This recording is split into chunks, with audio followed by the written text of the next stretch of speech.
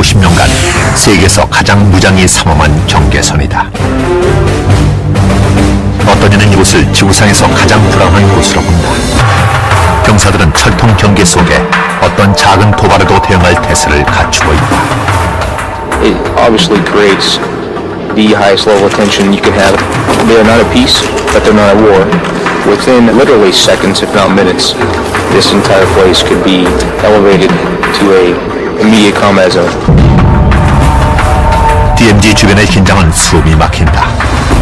2003년 4월, 북한은 핵무기를 가져놓으라고 미국에게 자랑했다. 여러 달째 긴장이 고조되던 끝에 결국 북한이 미국의 주장을 사실이라고 인정한 것이다. Today, the North Korean regime is using its nuclear program to incite fear and seek concessions. 미국의 경고를 무시하고 북한 정부는 구두 위협과 대결적 행동으로 긴장을 고조시켜왔다.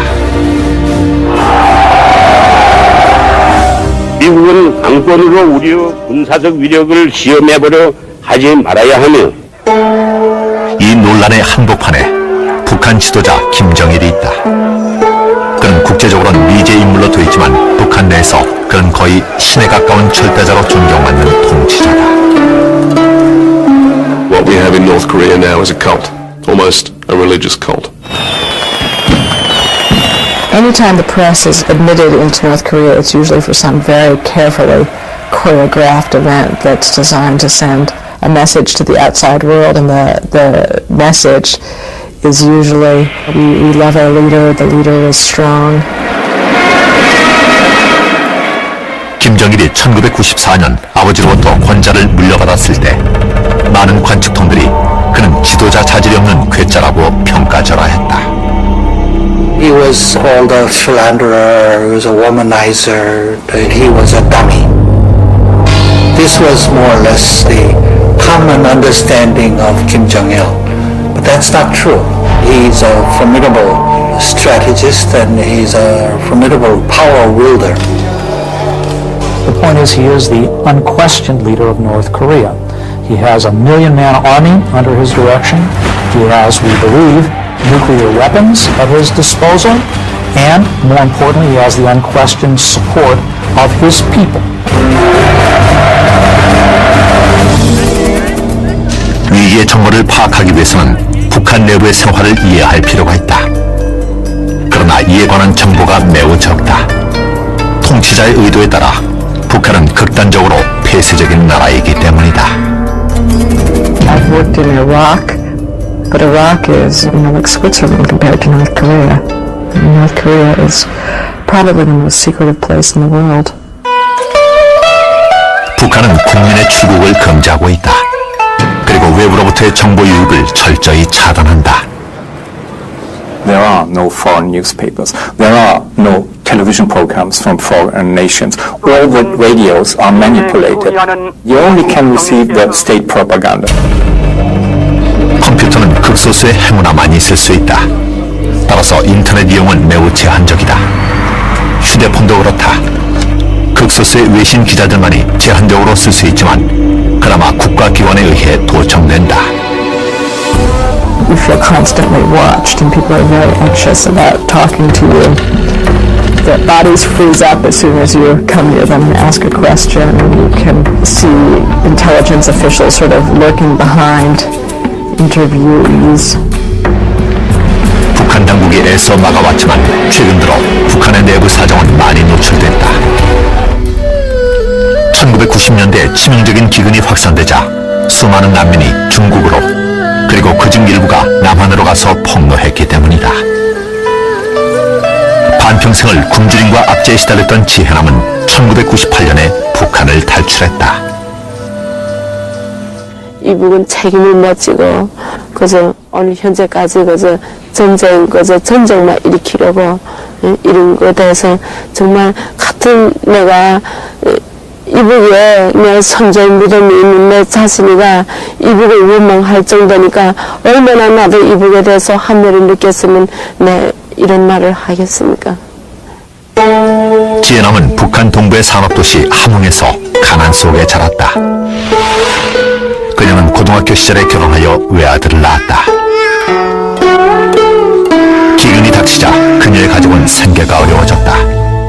쌀한 거는 이북에서 한 사람당 거저 보통 거저 학생들은 하루 한 끼 100g 밥을 먹어요. 내가 어렸을 때는. 그런데는 난 못 사는 집안에서 가서 200g 밥과 배를 못 채우고 그냥 그저 가정 살림에 결혼을 해가지고 남편을 데리고 살면서 남편과 아이를 먹여 살리자고 수혈소에 다녔어요. 지혜남과 그녀 가족은 비싼 대가를 치러야 했다. 지금 생각하면 그 아들이 배고파서 막 그 어머니 가슴을 후비던 그거 생각하면 막 나도 그러니까 나는 이북의 식량 위기에 처했으니까 우리 부부간에 싸움을 했어요. 싸우면서 이혼했어요. 이혼하니까 남편이 아이를 데리고 다른 여자를 얻어 살았지요. 다른 여자를 얻어 살면서 아마 내 생각 같았으면 지혜남의 남편은 아들을 데리고 다른 도시로 갔다. 그것이 그녀 가족의 마지막이었다. 다른 여자를 얻어 살면서 아마 내 생각 같았으면 아이가 후덕만 돼서 얻어 못 먹고 후덕만도 어떻게 하겠습니까? 사회가 경제적 위기에 빠졌으니까 죽었다고 나는 생각됩니다. 지혜남의 이야기는 수백만 북한 주민의 고통을 반영한다. 오랜 역사를 자랑하는 극동의 이 나라가 왜 이렇게 불행해진 것일까? 그 해답은 탈북자들의 증언에서 그리고 지구상에서 가장 우여곡절이 많은 한반도의 역사에서 찾을 수 있다.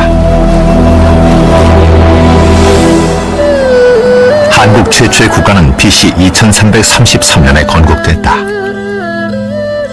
그 이후 오랜 세월 동안 한국은 문화가 발달하여 독특한 전통과 각종 예술과 문학 그리고 무엇보다도 독창적인 문자까지 만들어냈다. 그러나 지정학적 위치 때문에 한국은 나라 안팎의 내후외환을 겪었다. 한국 땅에 나라가 생긴 이래 수백 차례의 외침이 있었던 것이다. 그 마지막이 1904년의 일본의 침략인데 그때 한국은 일본의 식민지가 됐다. So the Japanese occupation of Korea can be characterized as a very brutal rule of the Korean people by the Japanese. 항일 의병들이 게릴라전을 펴며 저항했지만 한국은 2차 대전이 끝날 때까지 일본의 통치를 받았다. 1945년 일본이 항복하자 소련군이 북한 지역을 점령했다. 소련이 한반도 전체를 차지할 것을 두려워한 미국은 한반도를 남북으로 갈라 그 남쪽에 진주했다. The Korean Peninsula was divided along the 38th parallel.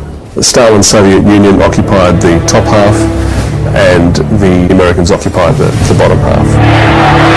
남쪽에 민주주의의 씨앗이 뿌려질 즈음 소련은 서둘러 북쪽을 공산주의 체제로 만들었다. 1948년 평양이 북한의 수도로 정해졌다. 2년 후 북한에서는 조선민주주의 인민공화국이 선포되고 초대 지도자로 36살의 김일성이 취임했다. 처음 그는 소련의 꼭두각시에 지나지 않았다. The Soviets essentially picked Kim Il-sung as the leader of the nation, and without their help, there's a very good possibility he would never have led North Korea. 김일성은 1912년 평양의 기독교 집안에서 태어났다. 가족이 만주로 이주한 후 김일성은 중국 학교를 다녔다. 그러나 그의 학업은 중학교 2학년 때 중단됐다. 그는 퇴학당했을 뿐만 아니라 공산당에 가입한 죄로 투옥되었다. 1930년에 석방된 그는 당시 한반도와 만주를 지배하던 일본에 대항하여 게릴라 부대에 들어갔다. 거기서 김일성은 강인하고도 잔인한 지휘관으로 성장했다. He couldn't trust anybody. Sometimes he had to get rid of some of the people. In that sense, he was very ruthless. I think some of the traits of this later on you'll see in North Korea in his political purges.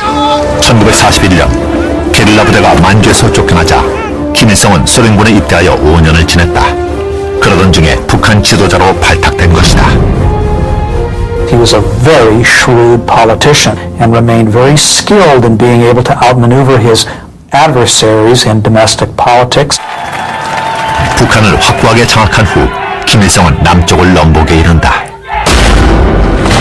1950년 6월 25일 북한은 남한을 침략했다. 목표는 김일성 지배하에 통일공산정부 수립이었다.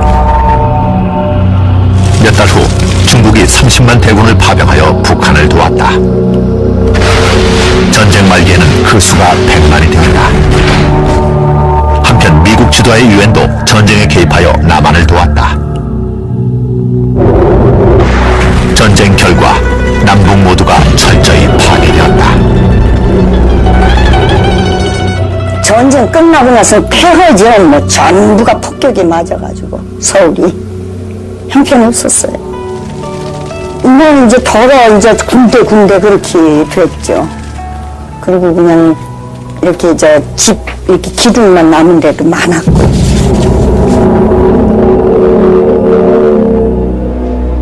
(1953년 7월 27일) 유엔군과 북한 및 중국 간의 휴전협정이 이루어지자 적대 행위가 종식되었다. 휴전협정은 기본적으로 휴전선을 기준으로 남과 북의 경계를 이루었다. 이 경계선이 폐쇄되면서 남북으로 흩어진 가족들은 더 이상 왕래가 불가능해지고 말았다. 1952년 당시 26살의 여배우였던 하보람은 서울에서 살다가 바로 그해 남동생 하상익과 헤어졌다. 얘가 뭘 살아나간다고 이름이 나가가지고는 소식이 없는 거예요.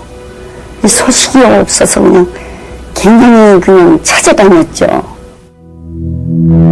하상익은 그때 실종됐는데 당시 서울을 점령한 북한군에게 징용돼 간 것이 거의 틀림없다. 누이 하보람은 지금도 남동생을 그리워한다. 너무 보고 싶어요.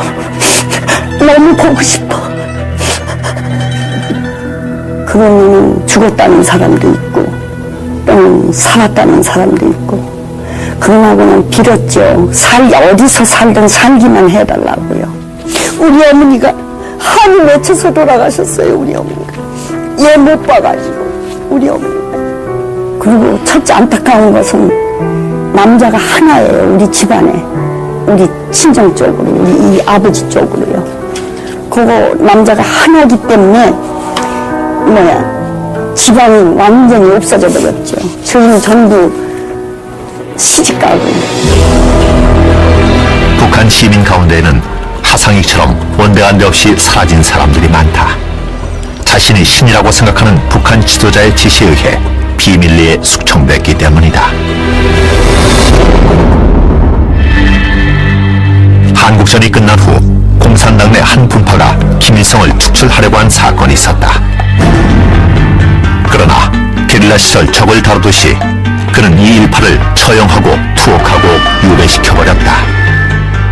In July 1953, he brings these 12 conspirators to a military court and he tried them and sentenced 10 of them to death. 그러나 김일성이 당면한 문제는 정정만이 아니었다.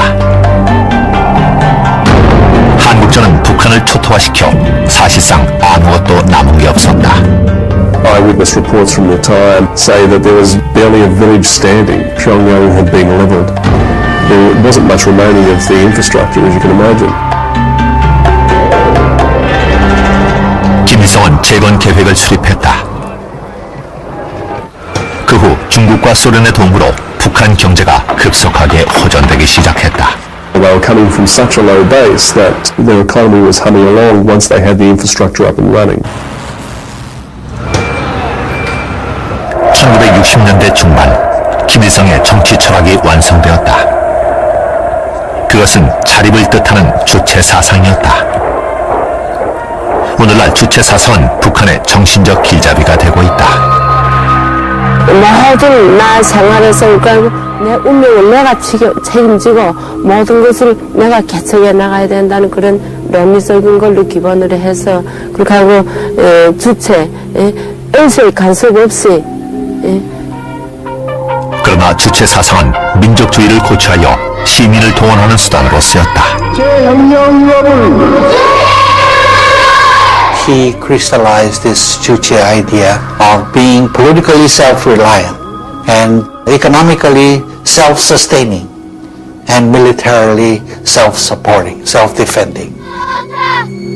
주체 사상에 따르면 북한은 선택받은 나라로서 위대한 지도자가 다스리게 돼 있다. 저희가 배울 때는 그 주체사상이라는 거는 그 사람, 이 세상의 모든 주인은 사람이라는 거. 그러니까 그 사람의 중심은 김일성이가 중심이다.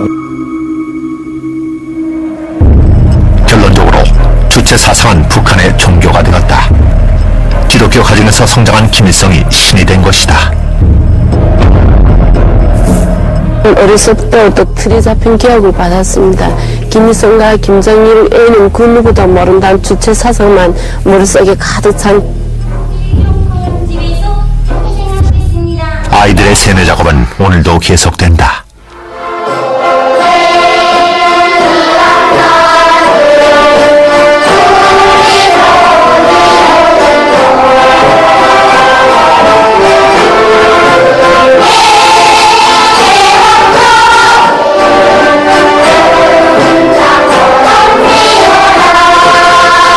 It's hard to provide a description of how Kim Il-sung was able to establish himself as the unchallenged leader of the Korean people with the people's support in terms that would be understandable to individuals in the West.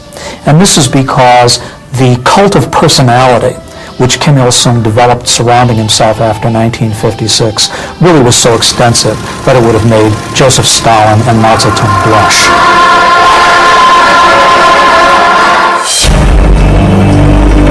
평양은 북한의 경제 성장을 보여주는 증거다. 마치 김일성의 신전처럼 꾸며졌다. 재건된 수도 평양은 공산당의 금자탑이었다. 그 사람들이 그 평양을 가지고 공산체제를 지상락을 하고 선전하는 거에 세계되고, 그리고 지배하면 살려내 못하게 하고. 김일성을 기리는 수천 개의 벽화와 기념비가 세워졌다. 김일성 기념품은 언제나 구할 수 있다. 그러나 평양으로의 접근은 선택받은 극소수의 특권이다. 지금도 북한 주민이 평양에 들어가려면 정부의 허가를 받아야 한다. 그리고 평양 시민이 되는 거는 누구나 될 수가 없거든요. 그러니까 조금만 잘못해도 지방을 추방시키고. 절대 다수의 북한 주민들은 시골 마을이나 지방 소도시에 분산돼 있다. 이것이 특권층과 빈곤층의 차이다. The rest of the country is entirely regimented. You have to work where they tell you to work. You have to live where you're assigned to live. You can't travel. There's no freedom of speech. There's no freedom of assembly. 또한 종교적 의사표시는 인정되지 않는다. 해방을 되고 있을 때는 종교들이 많았습니다. 불교, 그다음에 천주교가 있었는데 그거를 말도 다 없애버리고, 그래서 뭐 또 김일성 연구실 이런 게 많아요. 각국마다 김일성 사상 연구실, 무슨 김정일 사상 연구실, 각국마다 답사 해도 그런 것만 많이 생겨나지 종교랑 일체 없습니다. 북한 주민은 지도자 찬양하기와 동시에 두 가지 적을 증오하도록 교육받는다. 세계에 대한 건 의식도 못하고 오직 김일성, 김정일 이런 사상을 경험하다 나니까 모르죠. 그래서 미국이 나쁘고 한국이 나쁘고 이런 소리만 하다가 우리도 그때만 나쁜 줄 알았지. 1960년대부터는 선전 영화를 통해 어린이들을 학습시켜왔다.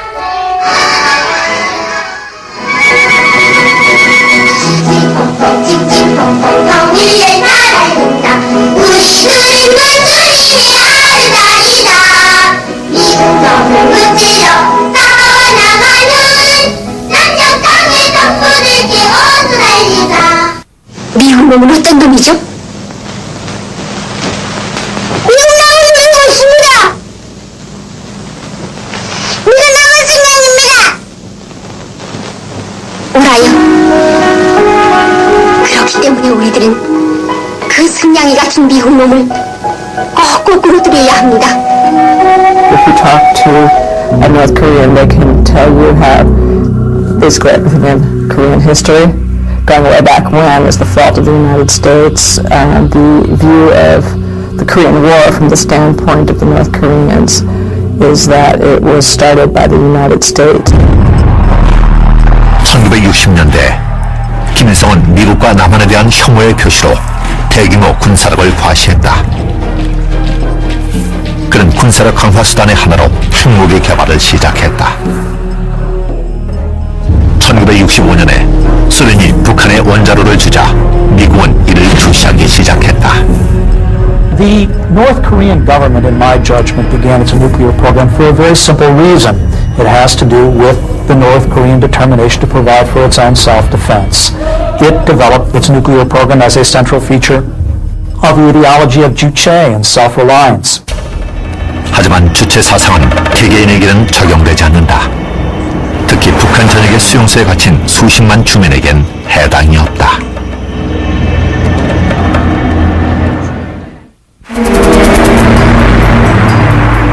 (30년을) 권좌에 앉아있다 보니 김일성에 대한 존경은 거의 종교가 되어버렸다. 김일성은 64살이 되자 큰아들 김정일을 후계자로 키우기 시작했다. Kim Jong-il has no particular claims that would justify him being the leader of any particular country, except for his birth. 김정일은 1942년 소련의 극동 지역에서 태어났다. 아버지가 늘 나가 지냈기 때문에 그는 혼자서 지내야만 했다. 그런데도 어린 김정일은 아버지를 존경했다. 훗날 후계자를 정하게 되자 김일성은 살아남은 유일한 아들인 김정일을 지명했다. His first priority was making sure a family member took over and to continue his good work. That's the way he saw it. And he thought also Kim Jong-il would try eventually and reunify the peninsula, which means making the entire peninsula communist. 1980년 38살의 김정일은 당 서기에 임명됨으로써 후계자임이 명백해졌다. He was placed in charge of a number of important responsibilities, but not least of which, and this is significant, he became the chief ideologue for the ideology of juche. 김정일은 그의 아버지를 기리는 수천 개의 건물을 짓고 동상을 세웠다. 1980년대 초기 평양에 3만 4천여 개의 기념물이 들어섰다. 그러더니 병원, 학교, 가정에 자신의 추상화를 곁들이기 시작했다. 김정일도 아버지처럼 신격화되었지만 아버지와는 여러모로 달랐다. 보도에 의하면 그는 플레이보이이며 서구 문화를 쫓는 타입이다. 그는 영화광이며 특히 서구 영화를 즐긴다. 그는 국가 예산으로 정교하고 커다란 촬영소를 지었다. Kim Jong-il doesn't have his father's charisma. He also doesn't have his father's war record. He also seems to have been basically like a spoiled rich kid. He liked making movies. 김정일은 허세를 부리며 거만하지만 실은 그에게는 열등감이 있다. 바로 그의 외모다. 머리만 보면은요, 다 이 김정일이 그 머리를 전문적으로 연구해가지고 어떻게 하면 이 외모적으로 임을 높이기 위해서 만드는 사람이 딸리 있어요, 중앙당에. 원래 그 날 때부터 그게 아니고 옆에서 그 치장해준 거죠. 그 머리를 이렇게 던지거나 머리를 이렇게 하면 사람이 으스해 보이죠. 남다른 성적 취향이 있어서 소문으로는 개인적 쾌락을 위한 기쁨조를 거느리고 있다고 한다. These young women are taken from an early age, around maybe 16, 17, 18, from their schools. They're specially selected for their looks. It's deemed to be a great privilege to serve in one of these pleasure teams, and they're taken off to whichever pleasure palace that they happen to be assigned to, and they serve Kim Jong-il's needs. 김정일은 아버지와는 달리 상식을 벗어난 면이 있지만 권력을 휘두르는 점에선 아버지와 같다. 김정일이라는 게 자기 하나밖에 모르고 옆에 사람은 다 몽땅 없어요. 말 안 들으면 저거 로봇처럼 수용자 처했기 때문에 누구나 김정일이라는 북한이 혼자 사는 것 같아요, 사실은. 그러니까 도움도 필요 없고 그 사회는 오직 그것만 없어야만 그 사회가 세계가 골칫거리가. 김혁은 김정일의 강제 수용소에서 살아나온 몇 안 되는 생존자 중 한 명으로 인터뷰 당시 19살이었다. 그는 2002년 북한을 탈출했다. 물품을 불법 유통시킨 채로 3년을 수용소에서 살았던 터였다. 그는 공포스러운 북한의 감옥과 수용소 생활을 생생하게 그림으로 묘사한다. 북한은 완전 불같은 그런 상처가 있는데 그 상처를 자기 혼자만 끌어안고 있으면 또 어딘가 모르게 많이 힘들어지고 북한이 뭐 이렇게 살았다 이런 드러난 얘기들을 뭐 실제 말하는 것보다 또 그림으로 보여주게 되면 또 현실감을 느낄 수 있지 않은가 해가지고 그런 거예요. 그림을 그리다 보면 내가 예전에 살아온 그때 힘들던 그때가 막 머리에 떠오르거든요. 그의 증언은 다른 탈북자나 인권운동가들에 의해 재확인되고 있다. 그들은 한결같이 비밀리에 운영되는 수용소 시스템의 악몽을 폭로한다. 27% from the whole territory of North Korea are off limits for all the foreigners. All the UN organizations are not allowed to go to all these areas, and these are exactly those areas where all the concentration camps are located. 최근에 찍은 극소수의 위성 사진을 제외하면 이들 감옥의 존재는 발견된 적이 없다. 그러나 북한의 인권 유린은 이미 1950년대부터 행해진 일이다. There are basically two different systems of detention. The first is the Kwanli cell, which are purely political prisons, and the second is called the Kyuhwa cell, in which you have people who have committed criminal offenses, or what would be criminal offenses in a normal society. But you also have people who have been charged with what would not be offenses in a normal society. 범죄자의 대상은 노인이건 젊은이건 남자건 여자건 가리지 않는다. 1993년 지혜남은 이혼의 고통을 겪는 도중에 체포되었다. 그녀는 북한 여호에 나오는 남한 노래를 배웠는데 바로 그 남한 노래를 부른 게 죄였다. 내 마음을 달래주느라고 동물집에 나를 초청했어요. 초청해서 거기서 제가 너무나도 그 마음이 안타까운 나머지 노래를 불렀는데 남한 노래를 혼자야 울지 말라는 노래를 불렀어요. 내 운명이나 비슷하고 마음의 심리적 고통과 은은하게 일치되는 그런 게 있어서 내가 그 노래를 그 동무들 앞에서 밤에 불렀어요. 울면서. 거기서 춤도 췄어요. 근데 이게 인민반에서 안전부에 신고됐습니다. 그래서 바로 안전부에 내가 잡혔는데 지혜남은 교화소에 수용되었다. 그리고 상습적으로 고문을 당했다. 안전원들이 드나든 뵈서 거기다가 나를 세워놓고 입을 틀어 막았어요. 나를 소리치면 죽이겠다고 이렇게 하고 자기 팔과 나를 팔을 이렇게 붙잡고 그 다음에 자기 구두를 신은 팔과 나를 이 바지하고 반지를 몽땅 뺏기고 성폭행을 했어요. 보다 심각한 정치적 범죄자로 분류되면 재판 절차도 없이 관리소로 넘겨진다. 이것은 강제 노동과 고문, 기아와 죽음이 다반사인 곳이다. In short, they're treated terribly. If you don't feed people enough food and force them to do hard labor, they succumb to sickness and disease and industrial accidents and die in large numbers. 안철은 22호 수용소라는 대표적인 관리소의 경비원이었는데 1994년 그의 아버지가 반김정일 분자로 낙인 찍히자 북한을 탈출했다. 하지만 경비원 시절 그 자신도 수감자들을 학대하기 일쑤였다. 내가 때려도 그게 잘못된 거라고 생각을 안 하고 그걸 당연하다는 걸 생각을 했고 그리고 그렇게 해야지만 내가 하는 일이 잘하는 일이다 이렇게 생각한 거예요. 지휘관들이 인간으로 보지 말고 사람으로 보지 말고 개돼지처럼 짐승처럼 보라 이런 교육을 받았어요. 연좌제에 걸리면 시민들은 영락없이 감옥에 가야 한다. Not only the individual person who has run afoul of the government for whatever reason, but that person's family, children, grandchildren, are also imprisoned for life in these penal labor colonies. 강제 노동을 하지 않는 수감자들은 한 번에 몇 시간씩 무릎을 꿇고 앉아 체벌을 받는다. 30분, 1시간 정도밖에 못 쉬거든요. 휴식 시간이라 하게 되면 하루에 아침 7시부터 시작해서요. 저녁 9시까지. 네. 그게 규정이거든요. 그 온 하루 동안 계속 앉아 있어야 되고. 이 부부는 북한에 남아있는 친척들이 불이익을 받는다며 신원을 밝히기를 거절했다. 그들은 불법적으로 해외여행을 한 채로 체포되었다.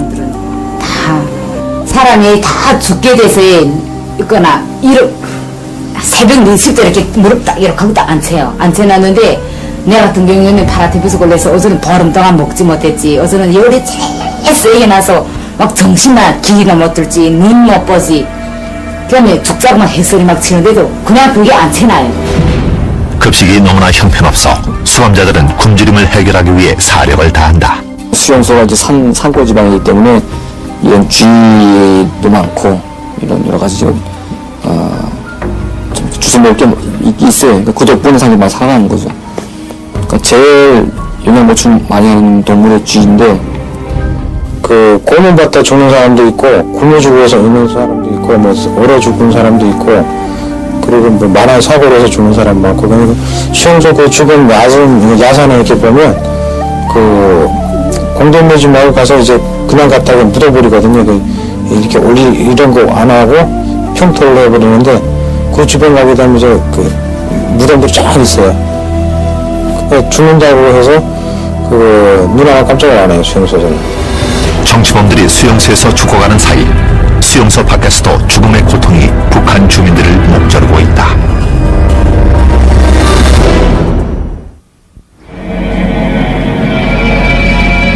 (1993년) 북한은 자기들이 1985년에 가입했던 핵 확산 방지 국제조약 탈퇴를 선언했다.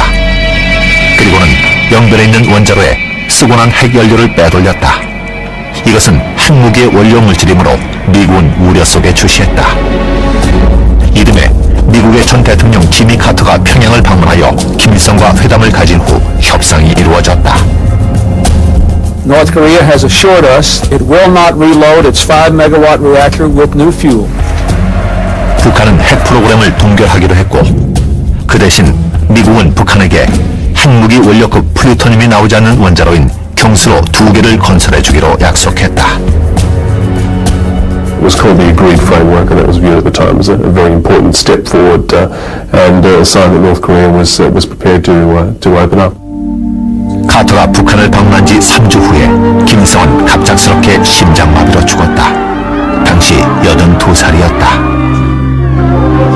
조선민주공화국 주석이신 위대한 수령 김일성 동지께서 1994년 7월 8일 2시에 급병으로 소요하셨다는 것을 가장 비통한 심정으로 온 나라 전체 인민들에게 알린다. When he died in 94, there was mass grieving in North Korea, and if you go back and look at the tapes now, you can see that a lot of that is very genuine. They really are real tears. So they did love the man, and they viewed him as their salvation. 숙청과 수많은 주민들에 대한 인권 유린에도 불구하고 세계 지도자 중 김일성처럼 우상으로 떠받들린 자는 없을 것이다. For many years, individuals diminished the skills of Kim Il-sung, but he was a survivor. He ultimately, of course, created, as I've said, a cult of personality which really was beyond exaggeration in terms of its power on the North Korean people.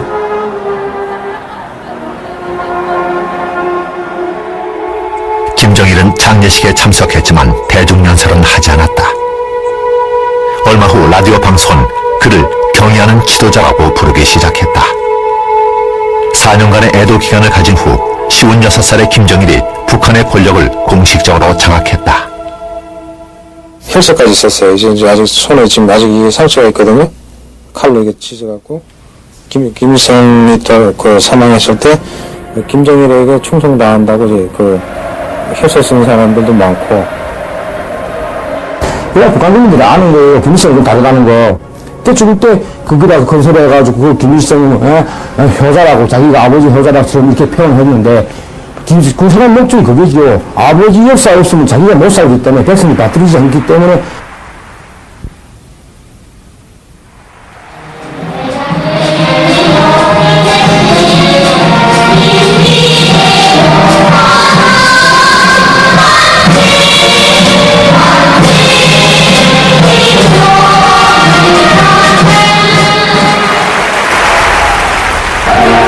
He, I think, inherited from his father genetically the same sort of political savvy which Kim Il-sung had, which allowed him not only to consolidate but to maintain his power. And in many respects, Kim Jong-il, father like son, is building upon those same skills that he learned from his father.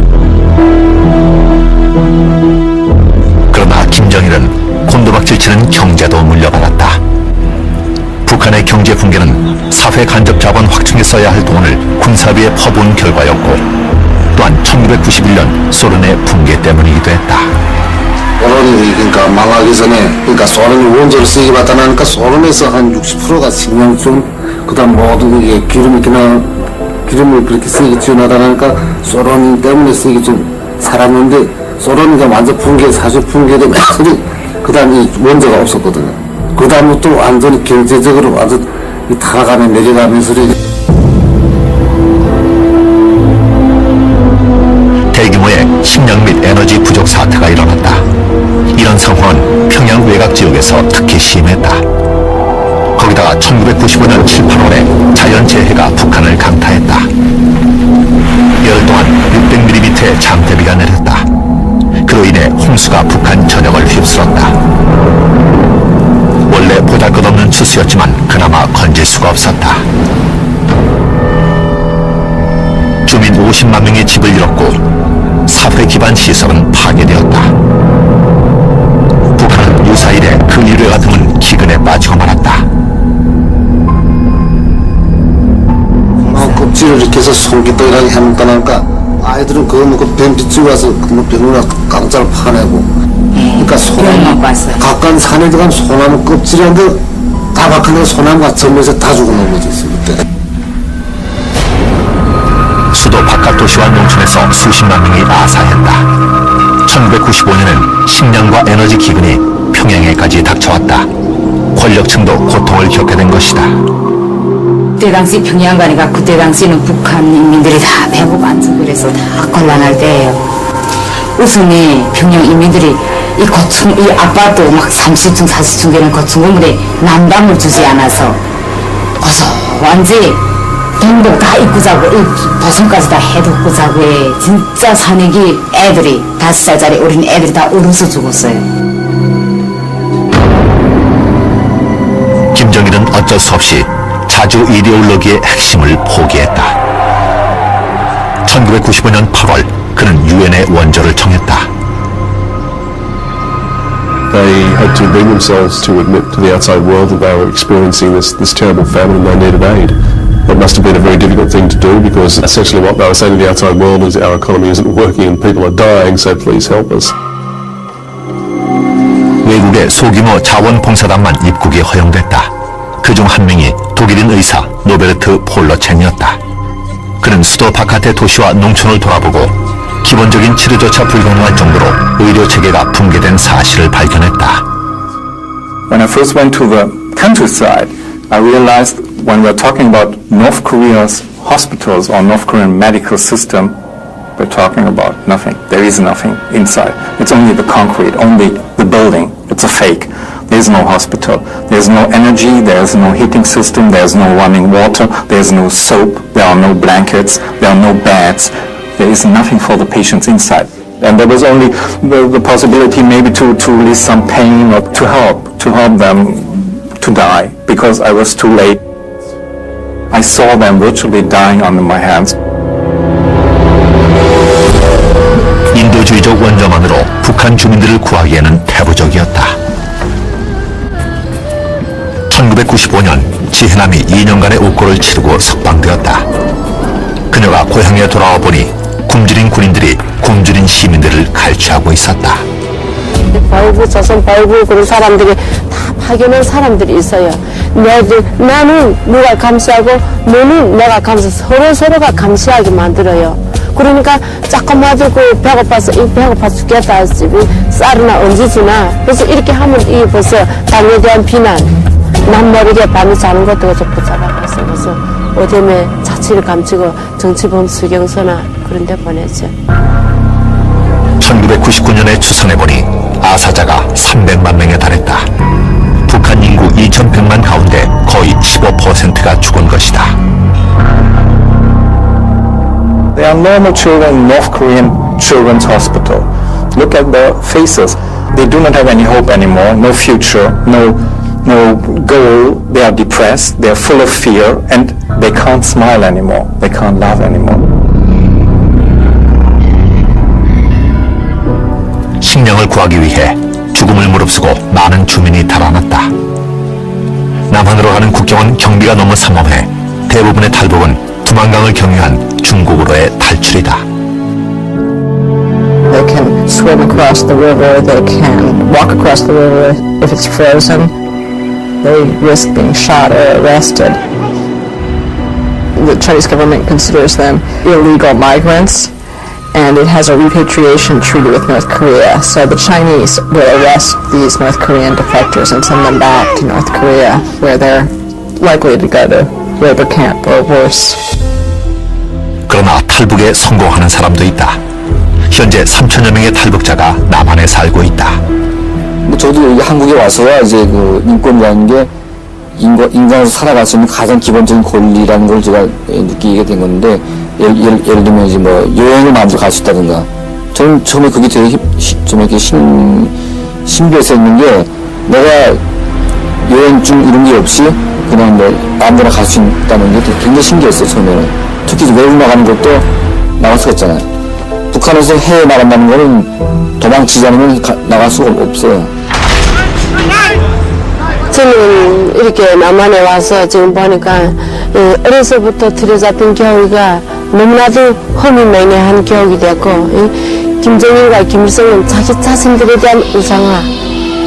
그러나 김정일과 김일성은 말로만 자기네가 마치나 그 인민을 생각하는 것처럼 이렇게 하지만 결과가 어떻게 됐습니까? 사람들 다 굶어 죽고 잡아먹고. 2002년 김정일의 지도력이 시험대에 올랐다. 기근이란 재앙으로 국민을 굶겨서가 아니라 대량 파괴 무기를 둘러싼 국제적 위기가 고조되었기 때문이다.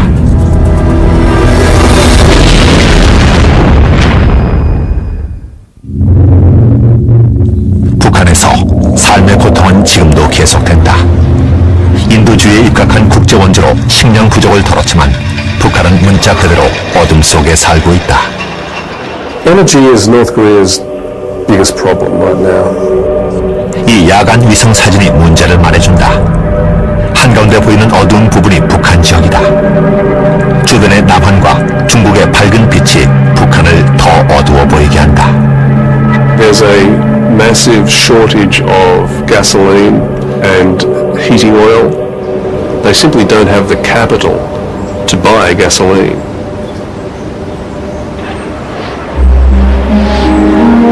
경제적 빈곤, 기근, 인권 유린에도 불구하고 김정일은 권력의 고삐를 단단히 쥐고 있다.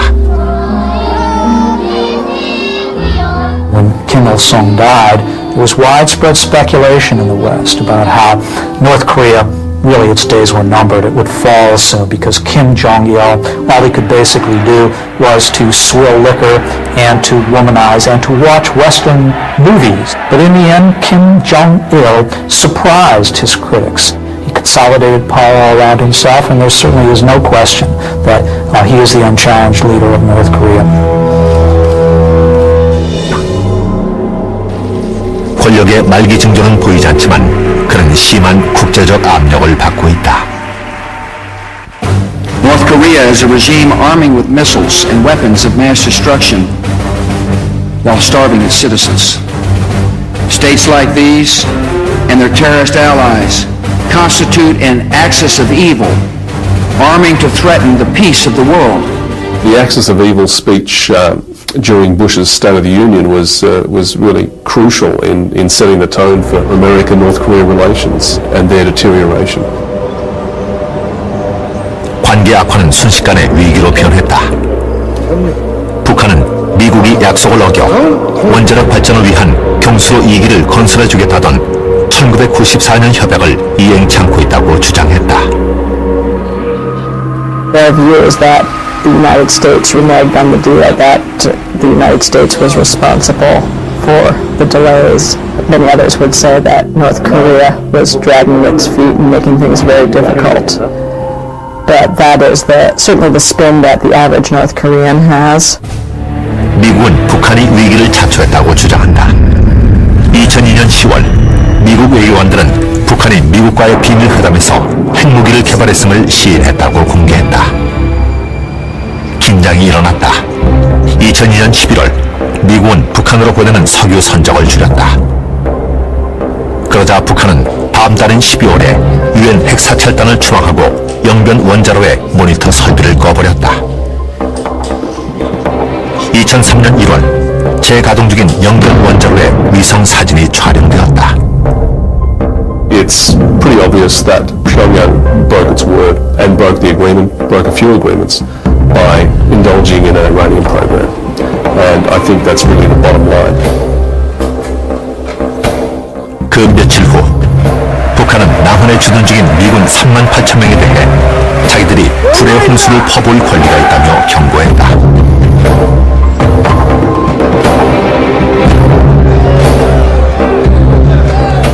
남한에서는 이런 북한을 어떻게 다뤄야 하느냐를 놓고 세대 간의 의견 차이가 벌어졌다.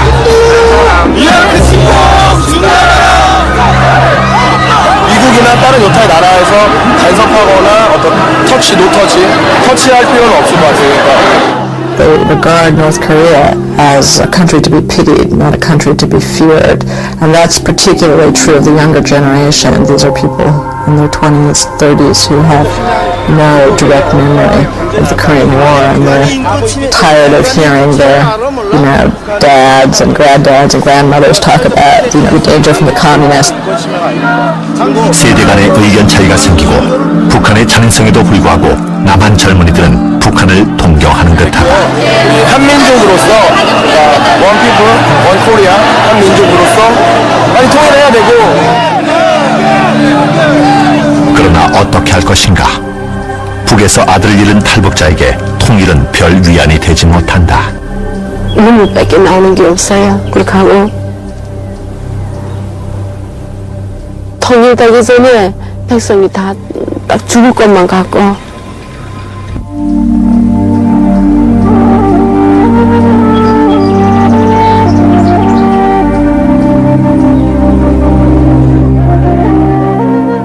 남한의 햇볕 정책으로 1998년 남북 간의 긴장 완화 협약이 맺어졌다. 그 결실의 하나로 현재 소규모의 상봉단이 DMZ를 넘어 남북을 오가며 50년 동안 갈라져 있던 이산 가족의 상봉이 이루어지고 있다. 한국전의 혼란 속에 하보람 씨는 남동생 하상익과 헤어졌다. 그로부터 50년 후 그녀는 적십자로부터 남동생이 북에 살고 있다는 연락을 받았다. 너무 벅찼죠.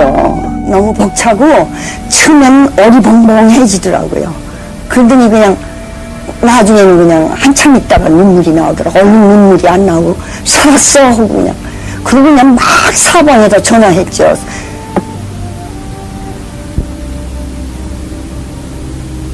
지금 빨리 만나봐야만이 아들을 낳았어야만이 집안을 계속 대를 잇지 않겠습니까? 그죠? 그것이 가장 제가 정말 바라는 바입니다. 2003년 3월 하보람 씨는 북한에 가서 남동생을 만날 수 있다는 허가를 받았다.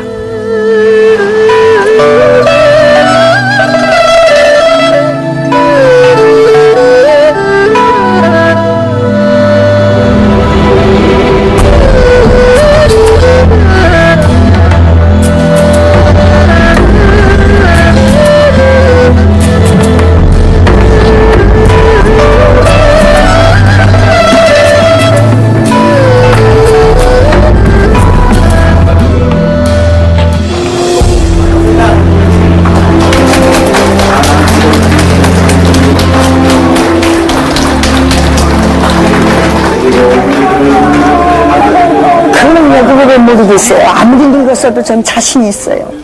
눈이 나하고 똑같거든. 코도 똑같고. 모습은 어머니 모습이.